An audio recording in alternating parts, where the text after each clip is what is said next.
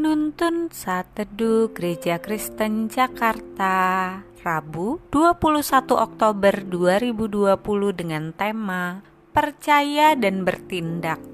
Firman Tuhan terambil dari Markus 2 ayat 1-12 berkata demikian. Kemudian sesudah lewat beberapa hari, waktu Yesus datang lagi ke Kapernaum, tersiarlah kabar bahwa ia ada di rumah. Maka datanglah orang-orang berkerumun sehingga tidak ada lagi tempat, bahkan di muka pintu pun tidak. Sementara ia memberitakan firman kepada mereka, ada orang-orang datang membawa kepadanya seorang lumpuh, digotong oleh 4 orang. Tetapi mereka tidak dapat membawanya kepadanya karena orang banyak itu. Lalu mereka membuka atap yang di atasnya. Sesudah terbuka, mereka menurunkan tilam tempat orang lumpuh itu terbaring. Ketika Yesus melihat iman mereka, berkatalah ia kepada orang lumpuh itu, "Hai anakku, dosamu sudah diampuni." Tetapi di situ ada juga duduk beberapa ahli Taurat.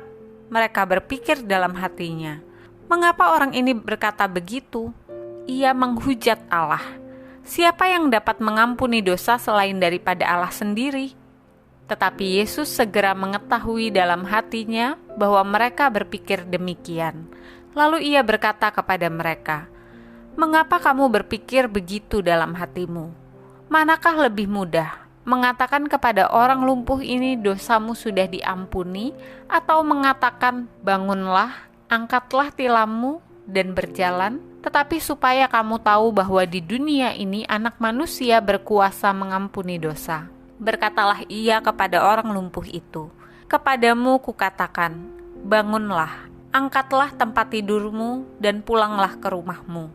Dan orang itu pun bangun, segera mengangkat tempat tidurnya dan pergi keluar di hadapan orang-orang itu, sehingga mereka semua takjub lalu memuliakan Allah, katanya, "Yang begini belum pernah kita lihat." Memperjuangkan masa depan bukan berarti mengandalkan kemampuan sendiri, tetapi dengan berserah kepada Tuhan.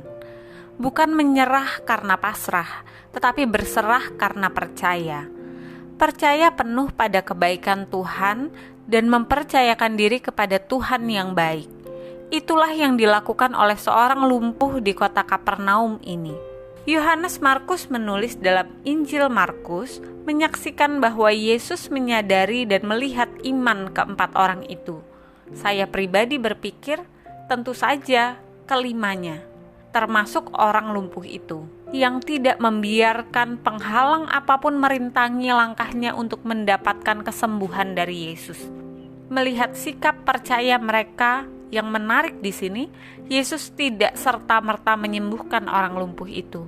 Sebaliknya, Yesus menjawab kebutuhannya yang utama, yaitu pengampunan atas dosa-dosanya. Hal ini bukan berarti bahwa penyakit lumpuhnya disebabkan oleh dosa. Sebaliknya, Yesus saat itu memberikan yang terbaik kepadanya. Apa yang paling dibutuhkan yaitu pengampunan dosa. Yesus adalah Anak Manusia, yaitu Allah yang menjelma menjadi manusia, yang mampu mengampuni dosa-dosa mereka. Mereka yang diampuni dosa-dosanya dapat terus mengalami kasih dan kemurahan Allah. Yang dibutuhkan adalah respon iman seperti yang ditunjukkan oleh orang lumpuh itu. Ia bangun dan segera mengangkat tempat tidurnya. Sikap percaya itu membutuhkan respon yang serta-merta. Tidak perlu terlalu banyak menganalisa atau menimbang-nimbang. Cukup melihat pada Yesus yang memberi perintah dan lakukan dengan hati yang percaya penuh kepadanya.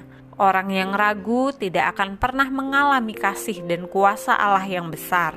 Apa yang sedang saudara doakan di hadapan Tuhan? Apa yang Tuhan sampaikan kepada saudara tentang hal ini? Percayalah dan lakukanlah. Jangan ragu. Niscaya saudara akan mengalami kasih dan kuasa-Nya. Melalui perenungan pada hari ini kita bersama-sama belajar.